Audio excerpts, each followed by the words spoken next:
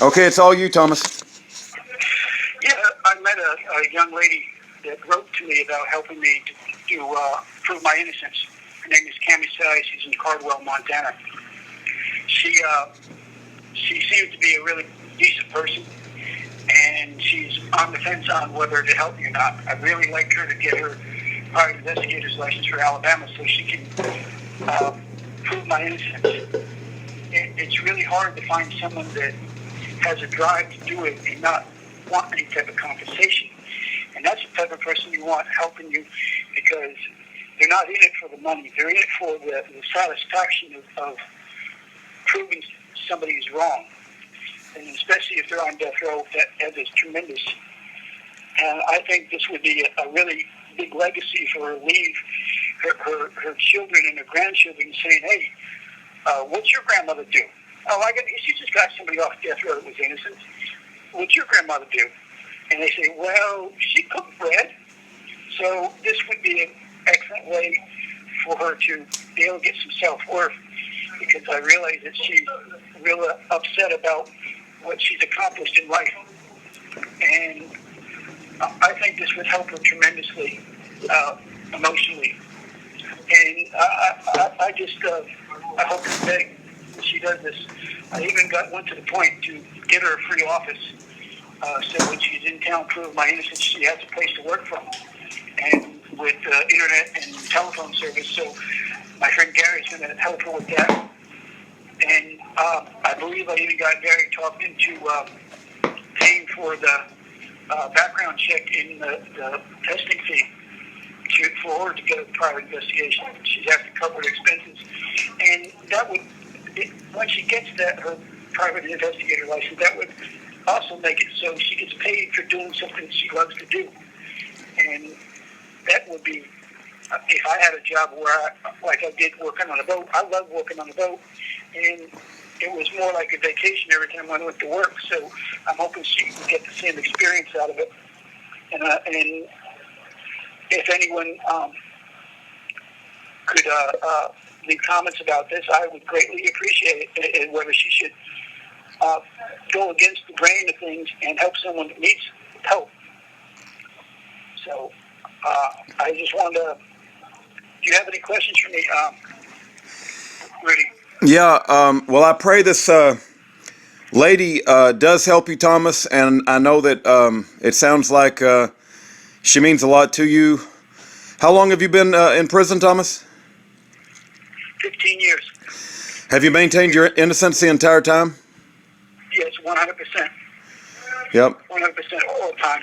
Yep.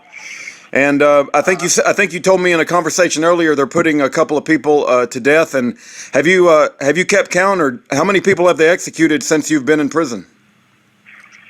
15 or 20.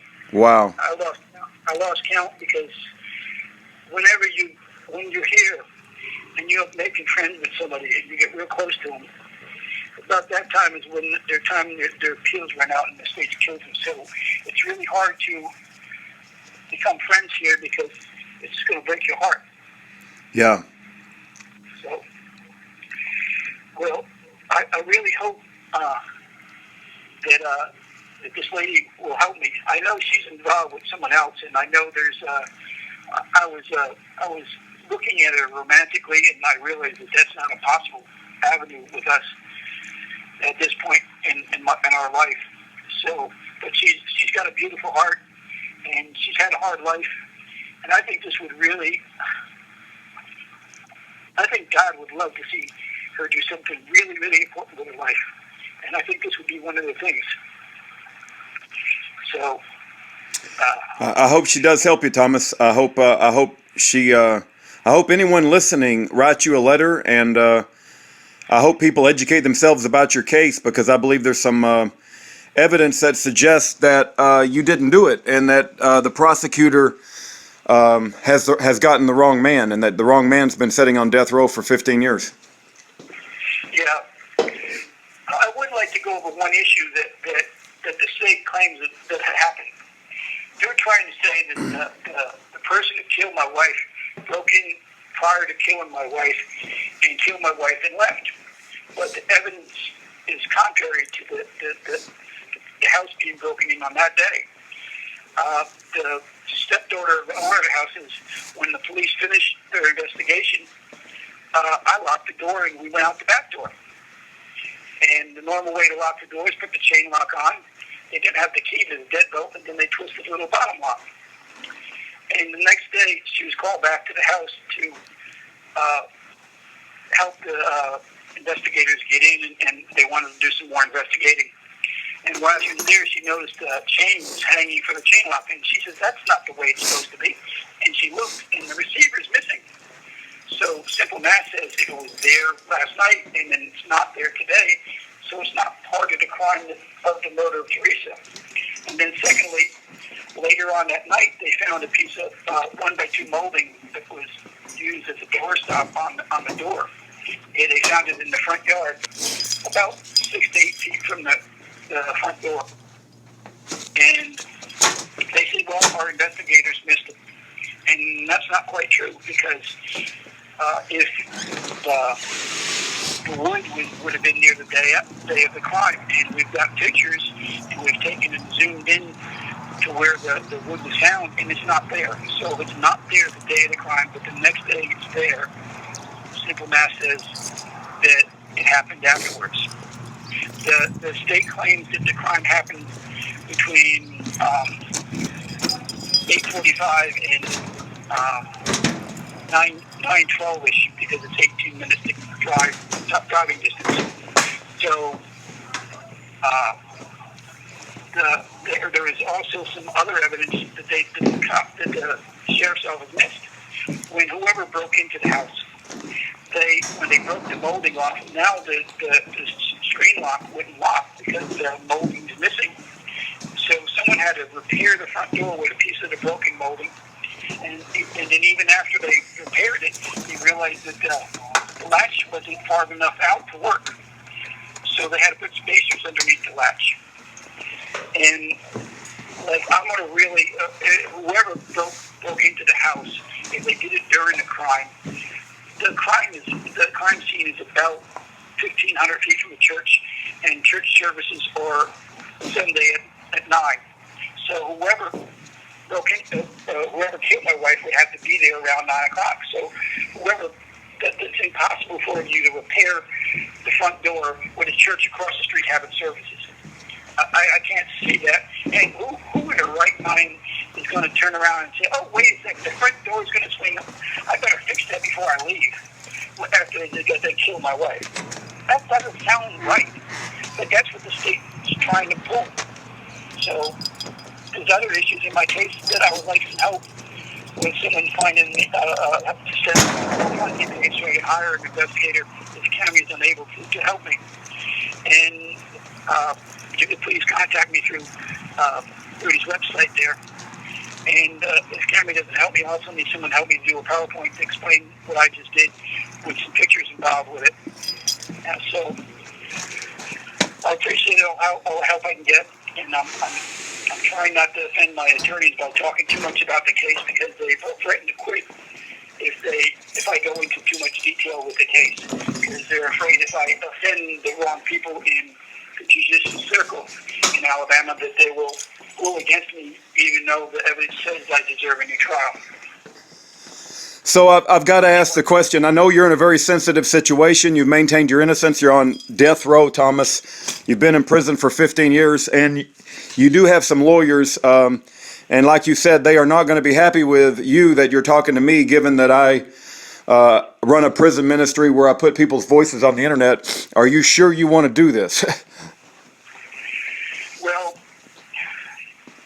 I'm not talking too badly about the DA. I'm talking about facts to be backed up with the pictures. So it is what it is. You know? Yeah. What am I going to do? Wait until the last minute and then get down to Mobile for a new trial?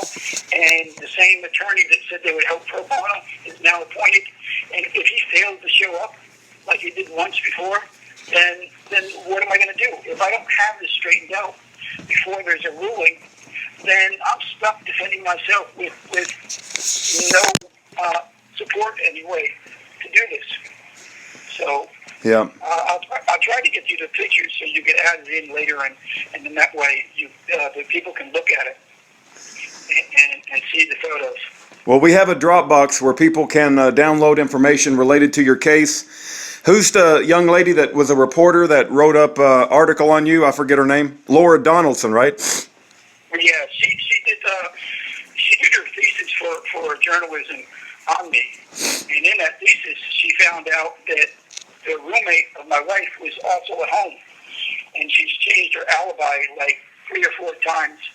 And then at the second trial, she turned around and changed even the time she left the babysitter, so she didn't have to come up with an alibi because she was at the babysitting job. So I don't understand why a defense attorney wouldn't attack the lady on changing her statement. So, but he did. And Yeah. that was really disappointing.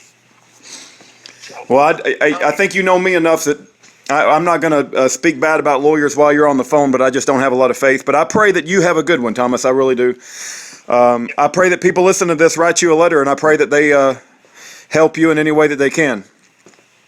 I also pray that Tammy Sy will use this to create a legacy for her family, because this is a golden opportunity for someone to do that, to be able to say, I beat the state of Alabama.